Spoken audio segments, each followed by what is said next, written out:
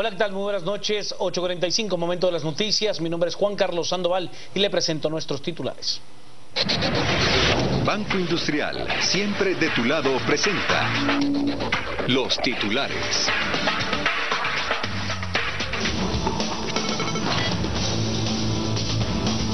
Presidente de la República deberá de tener al menos 4 semanas de recuperación luego de ser operado de la rodilla derecha. Ministerio Público realiza requisa en el cuartel de Matamoros y afirma que expresidente Otto Pérez Molina no goza de ningún privilegio. En Petén asesinan a activista que denunció la contaminación del río La Pasión que provocó la muerte de miles de peces. Exintendente de aduanas Claudia Méndez Asensio declara durante más de 7 horas y dice temer por lo que le pueda pasar. El Papa Francisco envía mensaje televisado a los cubanos en vísperas de su visita a la capital, La Habana.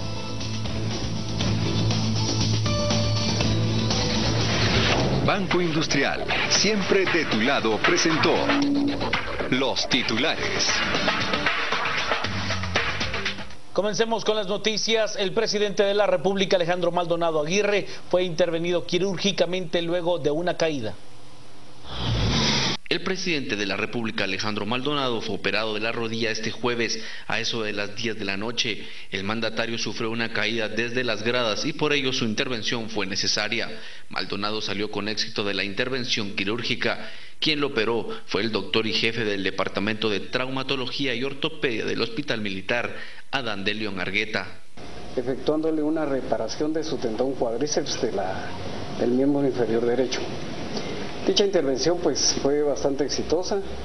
Actualmente se encuentra en un periodo de posoperatorio evolucionando aceptablemente. Este evento pues fue de tipo traumático, pero se solucionó quirúrgicamente. Es el tendón que se une a la rótula en su rodilla. Es en el segmento proximal, es la unión entre rótula y la parte superior de... Es ese músculo el que se rompió. Es una lesión frecuente. Es una lesión frecuente, los deportistas la sufren muy frecuentemente, pero la reparación es bastante exitosa. El paciente se recupera totalmente. El presidente de la República, Alejandro Maldonado Aguirre, necesitará 7 días para descansar y al menos 4 semanas de recuperación. Las noticias nacionales son presentadas por Azúcar de Guatemala. Y para referirse a lo sucedido, motivo por el cual tuvo que ser operado de su rodilla derecha, el presidente utilizó su cuenta en Twitter. El presidente de la República explicó por qué se le operó de la rodilla y brindó un consejo a la nación. En su cuenta de Twitter, él asegura que por contestar un teléfono dio un mal paso. El Twitter literalmente dice, dio un mal paso por contestar teléfono celular descendiendo gradas. Consejo, no baje gradas. Mensaje que se hizo viral a través de las redes sociales, luego que Alejandro Palmieri, nuevo secretario de Comunicación Social de la Presidencia, lo escribiera, al ser el community manager del mandatario, es decir, el que le maneja la cuenta. He de contarle que el Ministerio Público realizó una requisa en el cuartel de Matamoros. Los encargados aseguran que el expresidente Otto Pérez Molina pues no goza de ningún privilegio. Según el Ministerio Público, el expresidente de la República, Otto Pérez Molina, no tiene privilegios en la cárcel de Matamoros. Esto luego de realizar una requisa en ese centro carcelario, en busca de explosivos, armas, celulares y drogas. Así también en el centro carcelario Matamoros se requisó también el lugar donde guarda prisión el expresidente Otto Pérez Molina, en donde luego del registro pues tuvimos resultados negativos en el lugar. El día de hoy pues tuvimos la oportunidad de ingresar al área y al momento de ingresar encontramos al expresidente acompañado de su abogado defensor Galindo. Él nos acompañó en las diligencias. Él se encuentra en un inmueble de 2 ambientes y un baño, donde pudimos establecer de que no se encuentra con aparatos de lujo. El Ministerio Público también realizó una requisa en la cárcel de Fraijanes. En ambos centros carcelarios se localizaron 2 teléfonos celulares y documentos que se están investigando. ¿Sabe usted? El Ministerio Público ha presentado un proceso de antejuicio en contra del alcalde de Misco, Otto Pérez Leal, esto por delitos electorales. La Agencia contra Delitos Electorales de la Fiscalía Distrital Metropolitana del Ministerio Público presentó hoy una solicitud de antejuicio contra el alcalde del municipio de Misco, Otto Fernando Pérez Leal, por posibles abusos que cometió durante la campaña electoral. La información se obtuvo luego de 3 denuncias que presentaron 3 ciudadanos que laboraron en la comuna misqueña. Él utilizaba o utilizó los servicios de trabajadores de la municipalidad para hacer propaganda para un determinado partido político. Estas personas, obviamente en horario laboral y estando a ellos al servicio de la municipalidad, pues salían a las calles a hacer propaganda electoral con camisas y con propaganda específica de un partido político. En las denuncias destaca que el nombre de Pérez Leal era promocionado en distintas sedes municipales. Además de las obras públicas, utilizaron los colores afines al partido y pintaron tanques municipales, vehículos de la municipalidad y escuelas que iban a ser centro de votación. Pérez Leal se habría aprovechado de su puesto de jefe edil para realizar propaganda electoral según la ley electoral y de partidos políticos. Dentro de las denuncias también se contemplaba la situación de que pudo haber utilizado en su momento propaganda oficial de la municipalidad, así como redes sociales, vehículos, pintas en el tema de escuelas o así como en otros lugares que son obras públicas, tanques, los vehículos, como le digo, de la municipalidad, en donde se utilizaban los colores afines a determinado partido político y se utilizaba también el eslogan Administración Pérez Leal. Esta es la tercera solicitud de antejuicio contra Otto Pérez Leal, hijo del expresidente de la República, Otto Pérez Molina. Que el Partido Libertad Democrática Renovada, líder, ha presentado un recurso de revisión de los resultados electorales. El partido líder, por medio de su secretario general Roberto Villate, presentó una solicitud de revisión ante el Tribunal Supremo Electoral para que estos hagan un conteo de voto por voto o bien acta por acta, debido a que ellos tienen dudas de los resultados finales, que esta institución dio en conferencia de prensa. Sus argumentos son que en la página oficial de las elecciones 2015 aparecen datos diferentes a los que los magistrados dieron como finales. Hoy, en mi calidad de secretario general nacional, en compañía de los diputados del Comité Ejecutivo del Partido Líder, igualmente de los integrantes del Tribunal de Honor del Comité Ejecutivo, en reunión se concluyó que hoy se presente un recurso de revisión, que lleva el fundamento, el artículo 234 de la ley electoral, y con base a él estamos pidiendo que se haga la revisión de voto por voto o que se haga la revisión de todas las actas, ya que hay hoy en día una serie de anomalías. El diputado aseguró que con esto no buscan regresar a la contienda electoral, sino que el Tribunal Supremo dé cifras claras y limpie su imagen.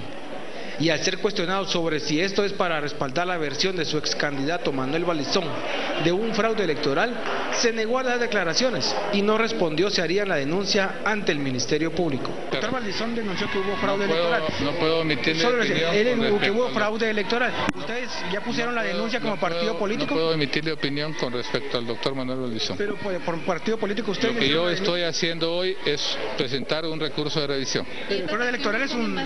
Lo que hoy estoy haciendo es un recurso de revisión presentado por escrito al Tribunal. ¿El fraude electoral sería un delito? ¿Ustedes presentaron una denuncia? Nosotros estamos presentando un recurso de revisión con fecha 18 de septiembre ante ustedes. El fraude electoral es un delito. ¿Ustedes harían una denuncia? Estamos pendientes de hacerlo. Muchas gracias. Muchas gracias. Gracias. Quiero contarle que en el Petén asesinaron a un activista que fue uno de los primeros en denunciar el ecocidio en el Río de la Pasión por parte, supuestamente, de una empresa dedicada al cultivo de palma africana.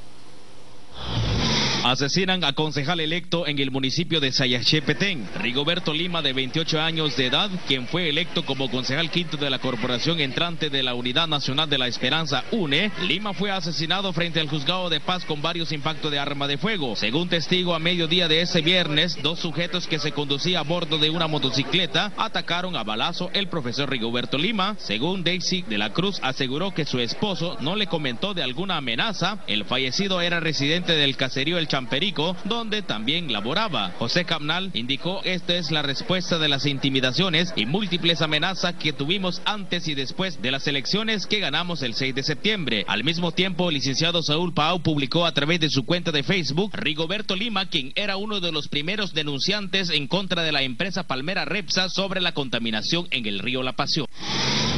Voy a contarle ahora que la exintendente de aduanas, Claudia Méndez Asensio, tuvo hoy audiencia de primera declaración. Ella sí declaró durante más de 7 horas.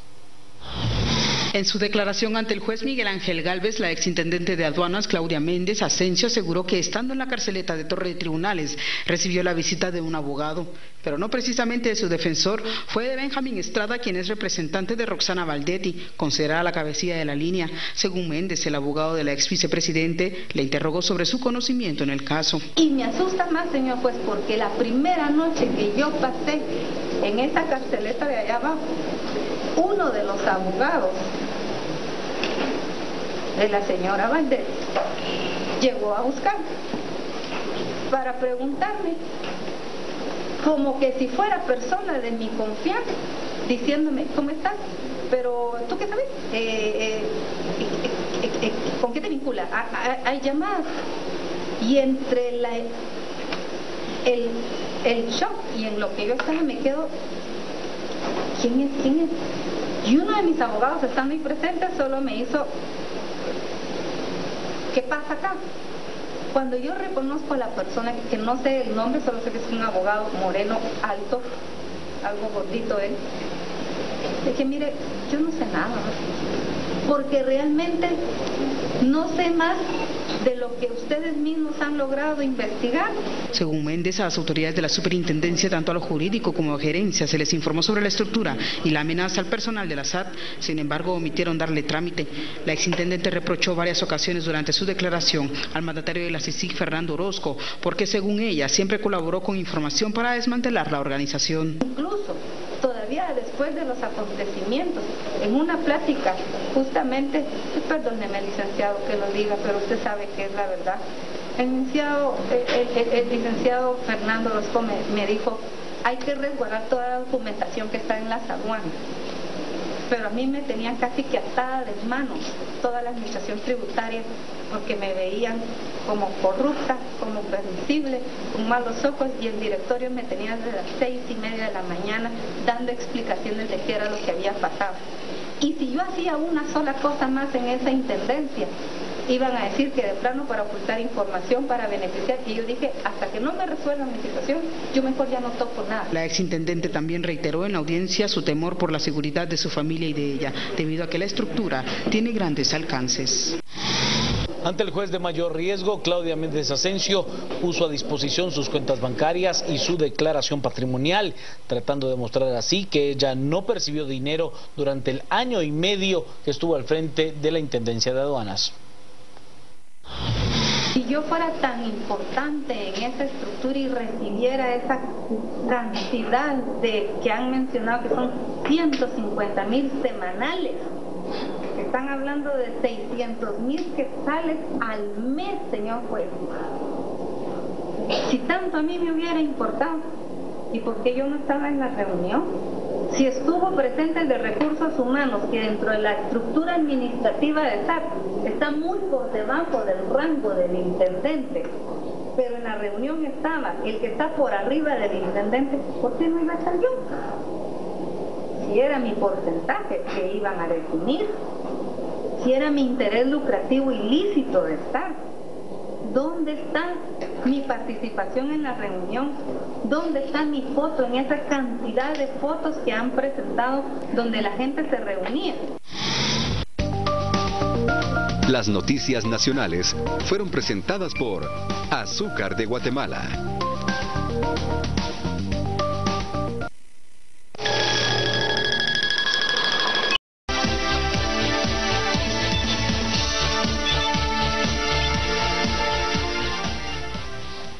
Muy buenas noches en este viernes 18 de septiembre. Estamos acá para acompañarlo a usted, o más bien usted para acompañarnos a nosotros en esta mesa, junto con Adrián Zapata, a quien le doy la bienvenida a estos programas. Muy bienvenido, Adrián. Carmen Ortiz. Buenas noches. Y Pedro Trujillo. A la orden. ¿Cómo están ustedes? ¿Qué tal esta noche de viernes? Tú sabes que había eran 4. Va a sonar una broma, pero como ahora estamos así lo podemos contar. Claro, había 4 payasos. Es viernes. Había 4 payasos en Madrid, eran 4. Y entonces había siempre uno que decía, ¿cómo están ustedes? Y todos decían, bien. Pero ahora como estamos de payaso, de lesiones y tal, como que estamos en sintonía. El problema era hace unos meses, pero ahora estamos en sintonía. ¿Sabe por qué se te vino a la mente el tema de los Es verdad, payasos? pero fue por lo que dijo ella de ¿cómo están ustedes? Y le dieron ganas de gritar bien. Le dieron ganas de gritar bien, que está muy bien, la verdad. Vamos a arrancar inmediatamente a discutir los temas de actualidad y todos los hechos que hemos visto desfilar ante nuestros ojos y los diarios y los noticieros a lo largo de esta semana.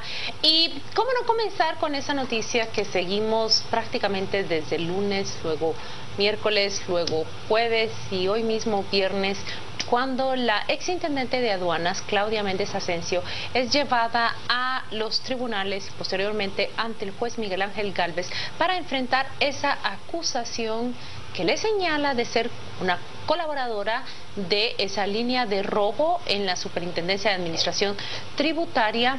Le señala, además, de acuerdo con el Ministerio Público, de haberse beneficiado con el 5% de los sobornos que recibió toda la parte de la estructura. Y por aparte, vemos cómo desfilan nuevamente las llamadas telefónicas, las interceptaciones en esa sala de audiencias, y me llamó muchísimo la atención lo siguiente, y voy a decir por qué me llamó la atención. ¿Se dieron cuenta ustedes que exhiben un mensajito que ECO o Salvador Estuardo González le envía a ella en algún momento? Tengo acá el mensaje, lo voy a leer literalmente. Dice: Estuardo González escribe a Claudia Méndez Asensio lo siguiente: buenos días, espero que haya tenido un buen descanso. Necesito para las instrucciones que recibimos me pueda dedicar un par de horas fuera de su oficina. Es necesario que sea mañana a la hora que sea.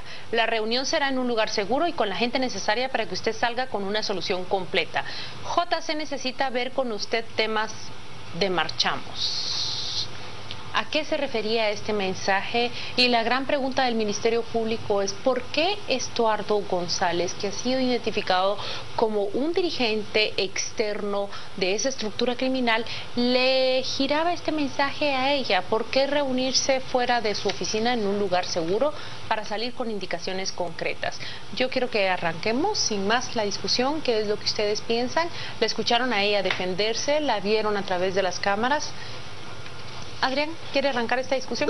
Claro que sí. Bueno, buenas noches. Primero, creo que toda la gente en este país sabe ya más derecho penal y toda la fase de instrucción, lo decíamos el otro día. Hemos aprendido mucho, la verdad. Que es realmente algo relevante y estar pendiente de todos estos procesos, pero también hay que entender las diferencias que cada uno de los procesos va acarreando en su dilación. No obstante ser el mismo caso, ¿no? y la misma acusación, usualmente con algunos matices. En este caso seguimos teniendo claro que la declaración que se brinda es buscando el tema de los indicios, y también lo es que lo que sigue saltando a la duda es este vínculo que existe entre el jefe de esta estructura paralela, bien organizada, lo cual seguimos oyendo declaraciones en las cuales nadie niega este entramaje de gente que se dedicaba en paralelo a manejar la superintendencia de administración tributaria, y con un orden relevante, es decir, gerencialmente y ordenados, ¿no? Déjeme decir cómo lo he bautizado yo: es la burocracia de la corrupción. Sí. Todos tenían sus puestos, todos tenían sus obligaciones y todos dirigían finamente, digamos, operaciones corruptas. Claro, creo que está en el borde de incluso haber recibido prestaciones laborales por el tema de... Pero se habla así, sí, es la burocracia de la corrupción. Y lo relevante en el mensaje que es el que vincula más a la ex superintendente, es justamente qué relación tenía que tener la persona que tenía a su cargo el manejo de las aduanas del país con este líder de una estructura, además de dónde venía esa instrucción que él aduce, le va a trasladar o va a operativizar por vía de ella. Tercer punto, un lugar seguro en cuanto a ¿qué? Y cuarto, bueno, se evidencia también la figura de JC y los alias que vinculan a Juan Carlos Monzón en la estructura, se confirman aquí para seguir estableciendo esta estructura paralela con instrucciones precisas en el manejo de todo el ingreso de mercadería. Y esta es toda la comunicación de la cual se tiene registro. Porque es la comunicación que nosotros podemos, es la comunicación que nosotros podemos revisar. No sé si ustedes han seguido la historia de la revisión de los correos oficiales de Hillary Clinton mientras fue secretaria de Estado, y mientras yo veo todos estos mensajes y estas conversaciones cómo salen a luz, pienso en ese paso que en algún momento el gobierno guatemalteco debe dar hacia la transparencia, a efecto de que todo lo que realiza una persona en su función pública debe ser completamente conocido y abierto para el público.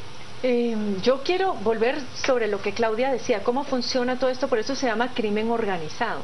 Si de verdad se llegara a demostrar la culpabilidad de Claudia Méndez Asensio, recordemos que cuando ella se entera de la captura de Juan Carlos Monzón y de que había sido descubierta toda esta red, ella estaba en Chile, en una capacitación justamente en el tema de cómo evitar la defraudación aduanera o cómo reducir las posibilidades para la defraudación aduanera. Si ella se ve implicada en esto, vemos cómo realmente estas redes incluso hasta se capacitan.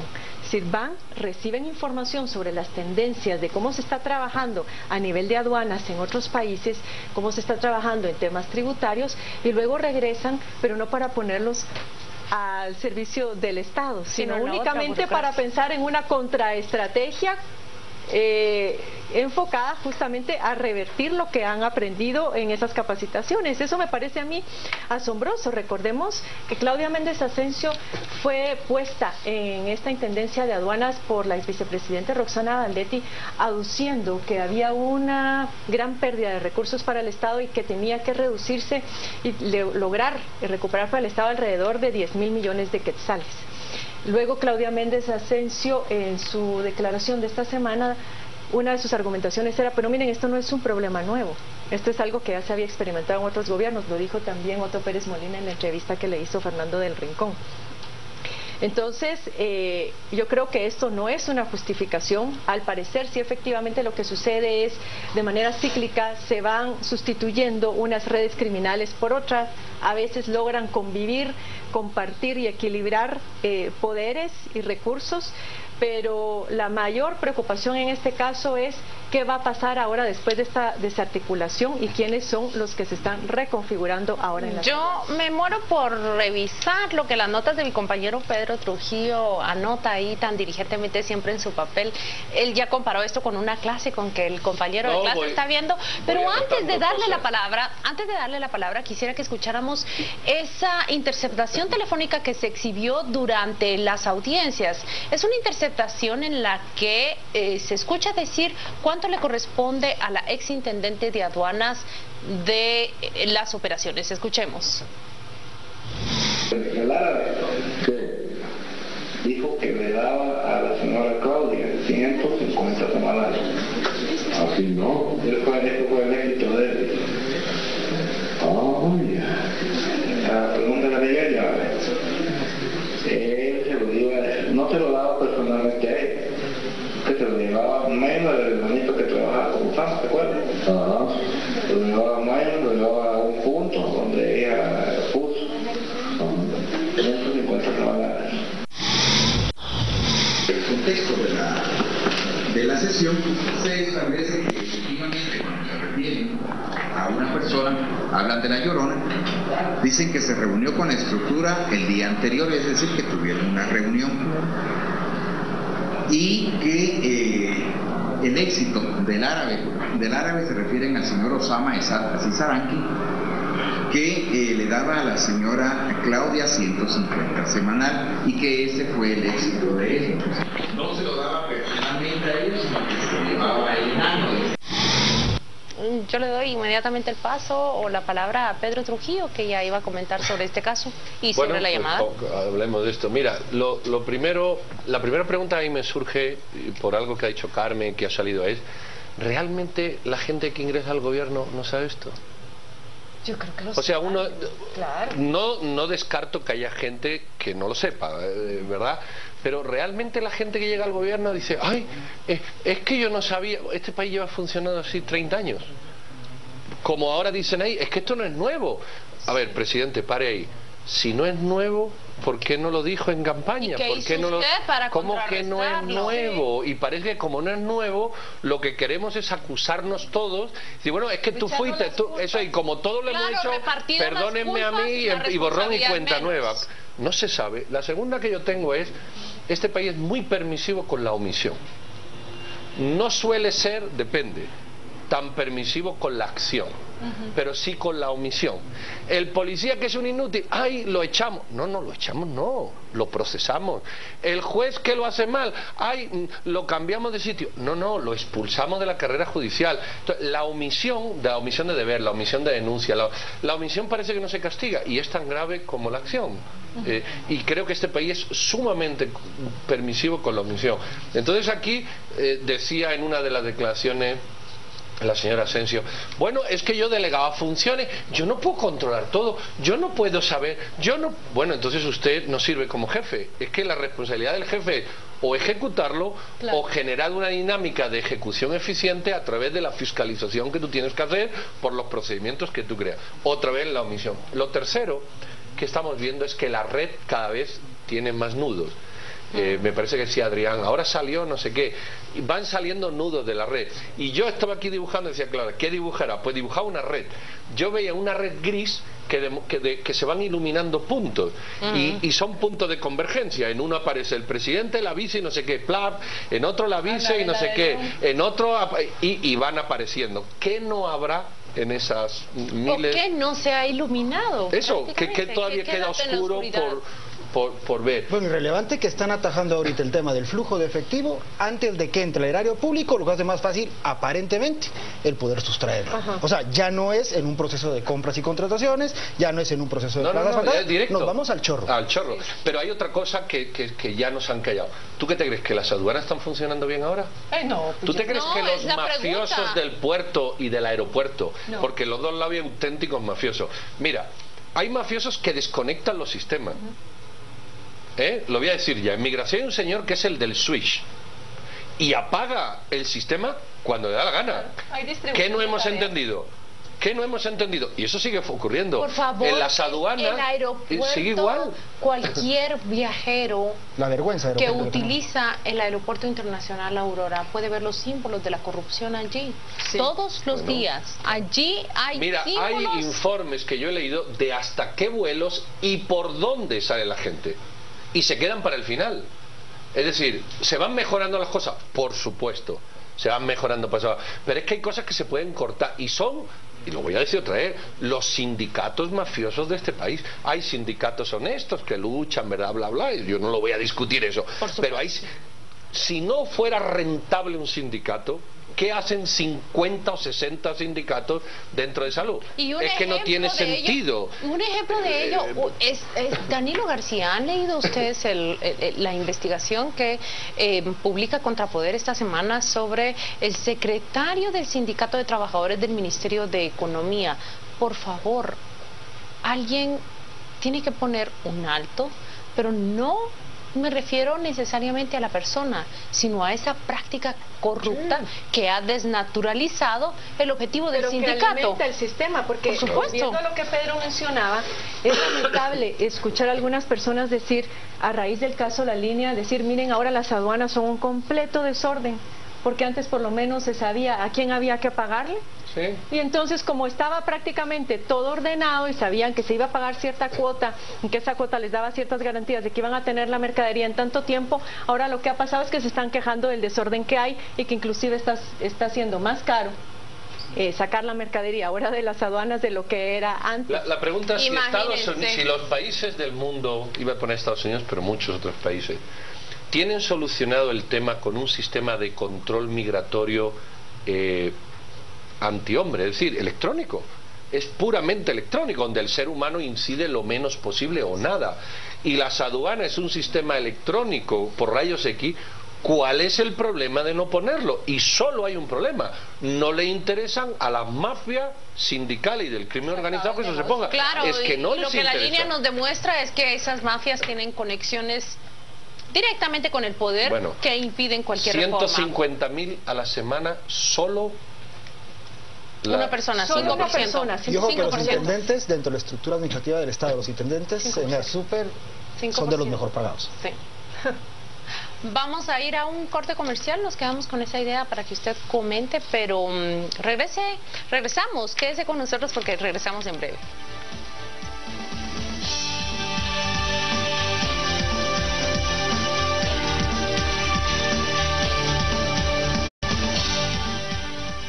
Gracias por continuar en nuestra sintonía. Vamos a conversar en este segundo segmento acerca de esa elección que realiza el Congreso de la República esta semana del nuevo vicepresidente de la República, de un listado de 3 personas, entre ellas el doctor Fuentes Soria, Irma Raquel Zelaya y el licenciado Gabriel Medrano. La elección estuvo un tanto accidentada por la obvia falta de acuerdos dentro de los diputados del Congreso de la República, pero también por la molestia de los diputados al no recibir ninguna respuesta positiva por parte del presidente Maldonado a negociar el listado que él había presentado. Finalmente, pues el Congreso decanta por el doctor Fuentes Soria, sin que se haya conocido hasta el momento cuáles fueron los criterios para tal elección.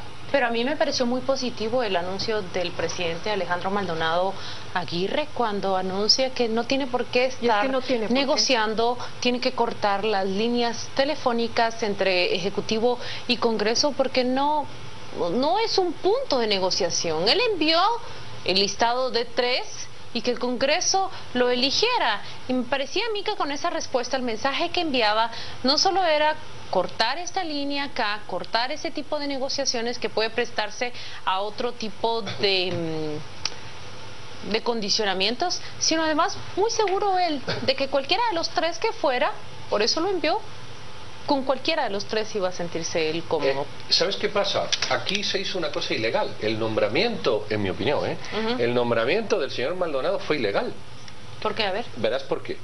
Ilegal siguiendo esa línea. El presidente Pérez Molina, recordar que presenta una terna y al señor Congreso no le gusta la terna. No les gusta, exacto. Y la obliga, bueno, primero hay uno que de la terna que tenía problemas, no sé si era el ministro de Trabajo, y lo cambia por otro, pero luego le obligan a cambiar un segundo. Bueno, ahí hay una cuestión, Pedro, que el problema no es que sea ilegal.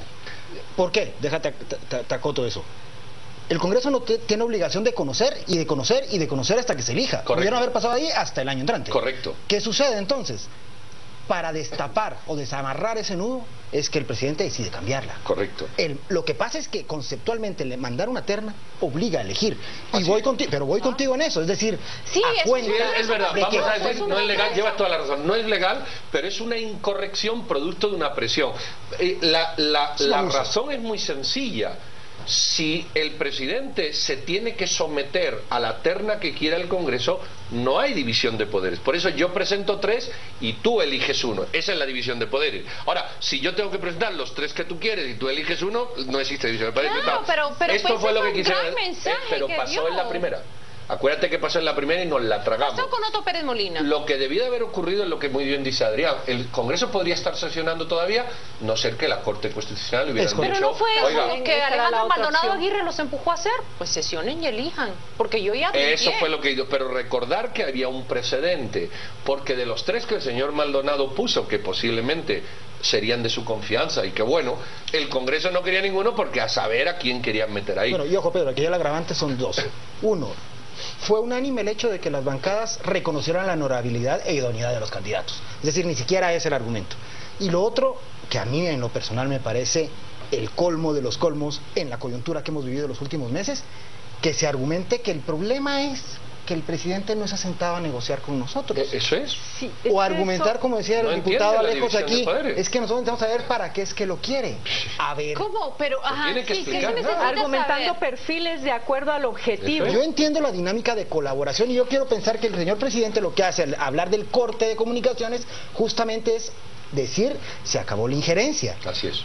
pero no confundamos eso con la coordinación que debe de existir. Por supuesto, debe existir una coordinación entre ejecutivo y legislativo, pero una coordinación sana, porque lo que hemos presentado acá de que a quién de los tres quiere, pues si la terna está presentada, definitivamente. Sí, pero ¿saben cuál es el mensaje que envía el Consejo? El Congreso envía un mensaje equivocado esta semana, y es que no importa todo lo que ha pasado, no importa las marchas desde abril, no importa el descontento ciudadano, no importa cómo se manifestó a través de diferentes casos de corrupción, el Congreso sigue en las mismas, prevalece ese sistema y prevalecen los mecanismos. Ese manto de abuso es justamente diluirlo entre todos. Entonces, el Congreso es habitual que entonces bauticemos aquí lo que sea, porque vamos todos juntos.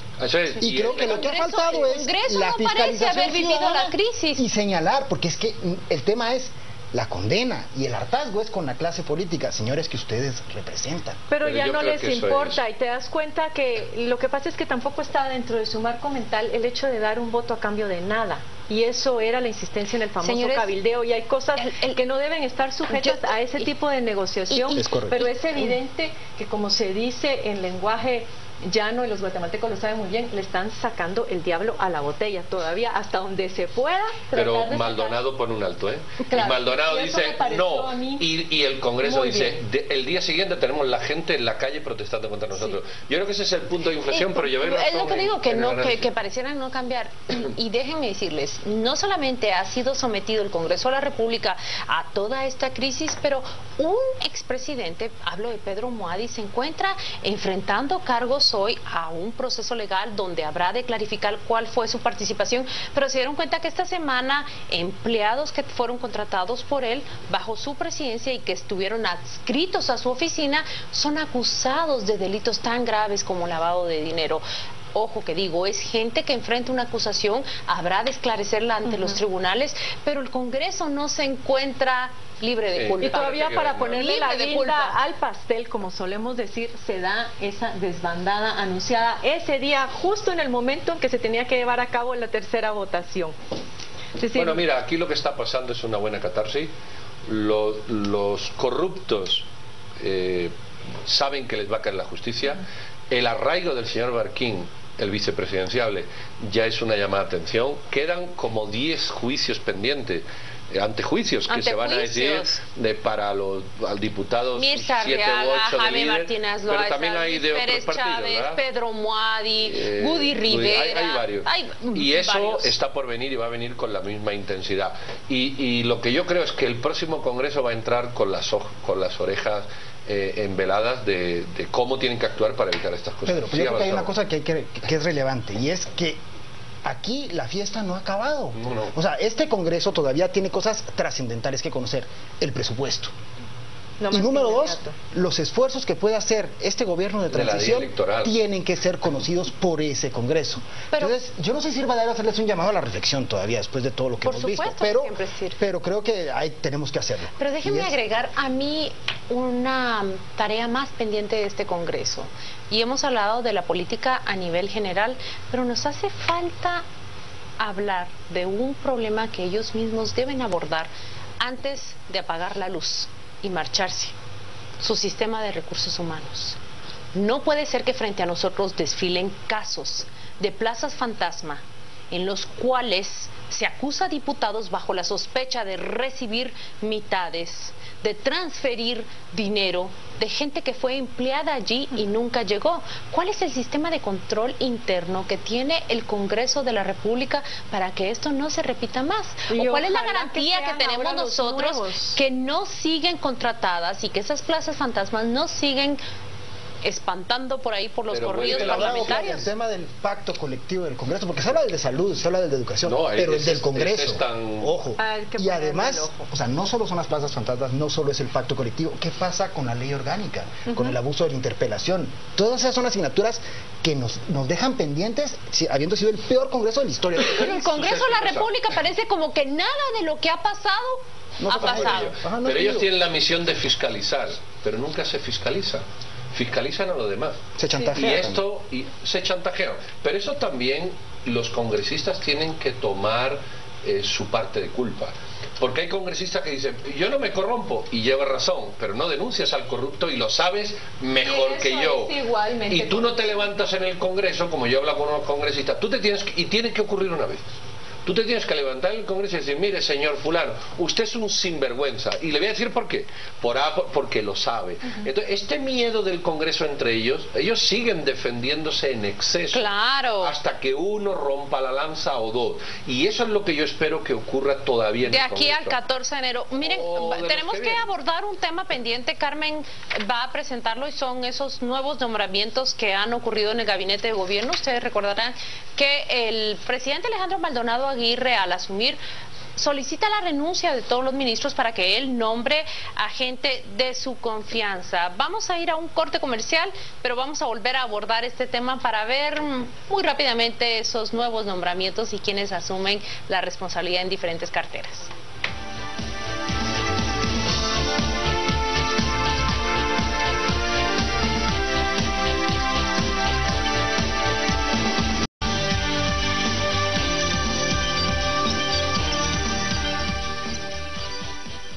Vamos en este segmento a comentar las noticias más relevantes de la semana en 60 segundos. Y vamos a iniciar con los nombramientos de los nuevos miembros del gabinete de gobierno, 4 ministros, quienes son Ana María Rodas en el Ministerio de Cultura y Deportes, Rubén Alfonso Ramírez en el Ministerio de Educación. Rubén Alfonso Ramírez, ustedes lo recordarán que era del programa Mentes Sanas. Me dice que todavía existe el programa. El otro ministerio que tuvo cambios fue el Ministerio de Ambiente, nombrando a Andreas Lenov. Tenemos Ministerio de Trabajo también, Osvaldo Enríquez, y luego 2 posiciones en puestos estratégicos igualmente relevantes, como lo son la Secretaría Técnica del Consejo Nacional de Seguridad, ahora a cargo de Julio Rivera Clavería, y la Secretaría General de la Presidencia, que será asumida por Marlon Barahona, que ustedes pueden ver ahí proyectada la imagen en su pantalla. Así que, mira, yo voy a hacer rapidito. 1, el presidente elija a quien quiera, porque para 3 meses que tiene que darle cualquier género de duda. Y 2, teniendo en cuenta que a todo el mundo se le da 100 días de... ¿cómo se llama? De gracia, se nos van a acabar antes, con lo cual me parece muy bien que Dios los acompañe y ojalá puedan hacer su mejor trabajo en este tiempo. Yo únicamente voy a decir que los cuadros que el presidente ha nombrado, Ana María Rodas, Osvaldo Enríquez, bueno, en general todos, se nota que el presidente, cuando dijo quiero ser un gobierno de salvación, ha recurrido a personas que tienen una reputación reconocida y que los ha nombrado ya como ministros. Vamos a ver qué logran hacer en 100 días, pero de momento el presidente echa a andar ese proyecto suyo de vamos a tratar de hacer lo mejor posible, vamos a darle otra cara a este gobierno. Sí, yo creo que al margen de lo que yo les comentaba, que además el tema financiero es muy complejo para poder aterrizar todo ese quehacer y todo ese sueño que uno puede tener cuando está al margen de lo público y llegar al puesto, sí está un grado de responsabilidad muy alto para lograr arrancar, para lograr generar justamente este proceso que permita estabilizar la balanza en aras o en vista de un nuevo gobierno entrante. Y creo que esa es la gran responsabilidad, dar muestras claras de una limpieza, de enderezar batallas concretas en temas específicos y obviamente enfocado también en un tema de una transición ordenada. Algo eminentemente simbólico, creo yo. Pasamos ahora a la segunda noticia y eso tiene que ver con Roxana Baldetti, quien permanece recluida en el Centro Médico Militar, pese a que se ha estado cuestionando las razones de su estadía en este centro. Finalmente el juez Gálvez manda al INASIF a realizar una nueva evaluación para ver si se justifica su internamiento en este centro asistencial. Dicho sea de paso, el Ministerio de la Defensa también se ha quejado ya de la estadía de la señora Baldetti acá y ha pedido, son ellos quienes han pedido esta nueva evaluación para ver la posibilidad de que nuevamente sea trasladada a Santa Teresa. Mira, aquí hay un principio general que es lo que hay que aplicar. ¿Dónde va cualquier preso cuando tiene un problema? Y parece ser que hay 2 vías. A un hospital público cuando no tienes recursos y a uno privado si te lo puedes pagar. Claro. Bueno, pues este es el criterio que hay que aplicar y dejarse de tontera. Y si el hospital militar no es ni público ni privado, sino que es específico para esté bien o esté mal, esa no es la discusión ahora. Que se aplique el criterio que en años anteriores se ha aplicado. Si se quiere, es cierto que los casos están evidenciando todos los problemas, todas las carencias, pero se tiene que aplicar ese criterio de igualdad que dice Pedro, y de la misma manera que se han tratado los 10.020, 300 casos anteriores, se tienen que tratar los presentes. Además, despertó mucha duda la condición de salud de la señora Roxana Valdetti. Y Alina Asif ha dicho que ella debe permanecer en un hospital y como cualquier otra persona privada de libertad merece un trato con dignidad, con respeto y sobre todo a su derecho de salud. Me agoté el tiempo, Adrián. Se agotó el tiempo, mi querido Adrián, pero ahora vamos a empezar contigo es el abuso femenino que suele ocurrir en esta tercera nota. Normalmente. El monopolio del relojito ese. Y esta tercera nota tiene que ver con el lamentable accidente o caída que sufrió el presidente Alejandro Maldonado Aguirre y que le llevó a que se le tuviera que intervenir quirúrgicamente de la rodilla. Nos han dicho los médicos de que su recuperación va a durar alrededor de 6 semanas, que será cuando él pues pueda nuevamente ponerse en pie y seguramente recibir la terapia que corresponde en este tipo de situaciones. Así que, don Adrián, ahora sí abrimos con usted. Bueno, creo que hay también, escuché yo declaraciones del vocero en el tema de que puede, una vez agotada la fase de reposo absoluto, puede empezar a desarrollar actividades, reuniones y demás, lo cual es algo muy bueno. Qué circunstancial, qué providencial el tema de la elección del vicepresidente. Sí, totalmente. Es impresionante lo que pasa en este país. Cuando creemos que no nos podemos sorprender, pasa algo. Pues yo solo quiero dar un chiste. Entre el tiempo que fue vicepresidente y no se le vio el plumero, porque no apareció, y el tiempo que va a estar en reposo de presidente, que tampoco se le va a ver, pues va a ser el presidente fantasma, el no visto. Si fuera rey le pondrían un apodo para la historia. Bueno, pues esperemos que haya calidad y no cantidad de tiempo. Sí, entonces yo pero apareció solo un día por ahora. Creo que justamente hablando de 4 meses, creo que es ser muy optimista, y creo que a partir del 15 de diciembre la ejecución sufre un proceso en el Estado complicado. Entonces estamos hablando de 3 meses, y si se está hablando de un mes de convalecencia, creo que nos pone en una situación compleja. De 6 semanas de recuperación, ¿no? Entonces yo sí creo que tenemos que meterle un poquito más de vapor a esto, y ahí, ojo para el señor vicepresidente recién nombrado. Si se le fractura la otra y vamos peor. Mejor dejarlo, dejémoslo como está. A mí me da miedo cuando Pedro habla, de verdad. Dejémoslo como está. Claudia. Vamos ahora a pasar inmediatamente a esa sección que tanto les gusta a ustedes. Son los ganadores y los perdedores de esta mesa. Vamos a ver qué candidatos traen mis compañeros y vamos a ver si hay un ganador definitivo esta vez.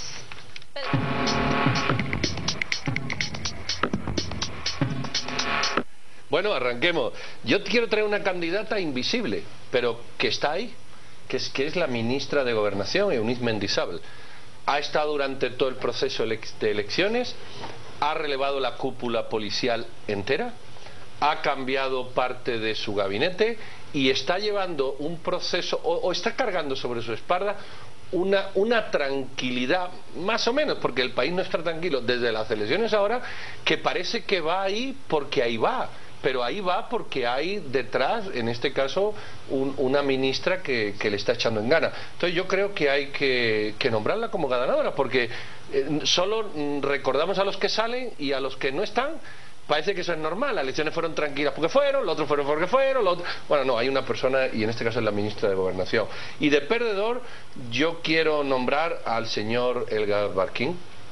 Yo creo que eso de que al momento de declararse los resultados definitivos, el MP ya emite una orden de arraigo, tiene, bueno, él no, pero su abogado sea persona para ponerse a disposición. Creo que es el perdedor de la semana. Pasa de ser un potencial vicepresidente a un potencial recluso. Muy bien, me corresponde ahora a mí. Yo como ganador de la semana tengo al doctor Juan Alberto Fuentes Soria, quien, como ya mencionábamos, Juan Alfonso Perdón, Juan Alberto Fuentes Soria. No, él se llama Juan Alfonso Fuentes Soria. El vicepresidente se llama Juan Alfonso Fuentes Soria. Eso es lo malo de tener quien fue elegido vicepresidente de la República. Vamos a corregir aquí a nuestra producción. Quien fue elegido como vicepresidente de la República, como ya mencionábamos, en esta sesión bastante accidentada en el Congreso de la República, y quien ahora enfrenta el reto de poder impulsar toda esa agenda que ha sido plasmada por las organizaciones sociales y ha sido demandada en la Plaza Central durante los últimos meses. Y como perdedor de la semana tengo a la compañía Repsa, quien finalmente pues ha recibido una orden legal de suspender parcialmente actividades por lo menos en 6 meses. Hay que recordar también que el día de hoy, lamentablemente, el señor Rigoberto Lima, quien es un maestro y periodista que denunció este caso y le ha estado dando seguimiento desde un inicio, lamentablemente fue asesinado. Bueno, yo como ganador he puesto al señor presidente Alejandro Maldonado. Primero porque ha logrado finalmente conseguir quien le acompañe en estos meses. No ha cedido ante las presiones del Congreso, se ha mantenido con un grado de dignidad en cuanto a las negociaciones, logró imponer esta parte legal y además de mucha dignidad, como les refiero. Ya ha logrado arrancar con el cambio de algunos miembros del gabinete, al margen de este accidente que ha sufrido, pero creo que él es el gran ganador de la semana en función de poder lograr empezar a articular este gobierno de transición.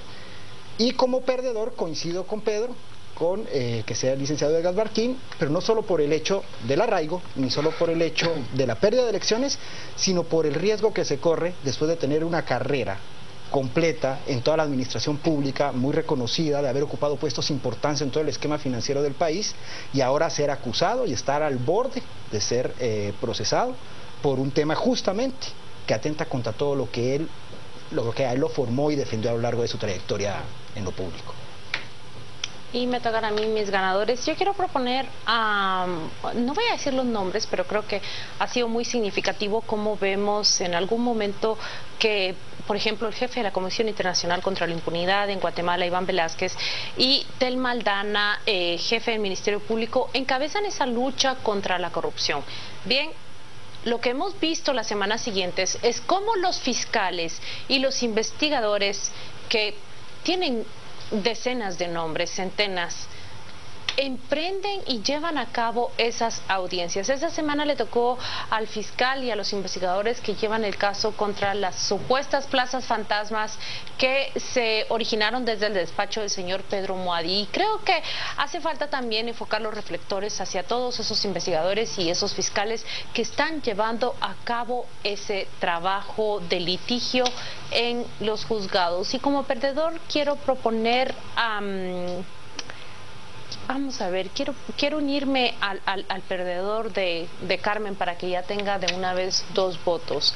Repsa porque es la empresa que ha sido cancelada para que se puedan hacer todas las averiguaciones en la contaminación del río La Pasión. Recuerden ustedes que resultaron afectadas más de 23 especies, pero también unas 13 comunidades y kilómetros de ese río. También es un hecho lamentable que cuando este caso cobraba la atención, Guatemala se encontraba en medio de una crisis. Apenas despertamos de la crisis y muere la persona que planteó esa denuncia inicial. Ese es mi candidato a perdedor, así que... Tenemos empate en perdedores entonces, porque sí, Adrián las mujeres se ponen de acuerdo. Tú no sabías la táctica aquí. Así se ponen siempre. Entonces ella vota a ella, pero ahí lo vamos a dejar, 2 perdedores. Que dejamos como perdedores oficiales a Edgar Barquín y a Repsa entonces. Un empate. Claro. Ahora solo falta ganar. Claro. Ahora como ganador... Yo me sumo a Pedro. Yo no me puedo perdón, a Adrián, que tú planteaste el presidente. Sí, entonces perdón, Pedro. No. Es a Adrián, al presidente Maldonado, finalmente, por no haber cedido ante estas demandas y presiones por parte del Congreso de la República y haber defendido su posición y tener un vicepresidente en este momento tan crítico. Lo considero un ganador por eso también, porque no cedió ante las presiones. Bueno, hemos quedado ahí, ve cómo llegamos a acuerdos acá, sin hilos telefónicos, como dirían los políticos.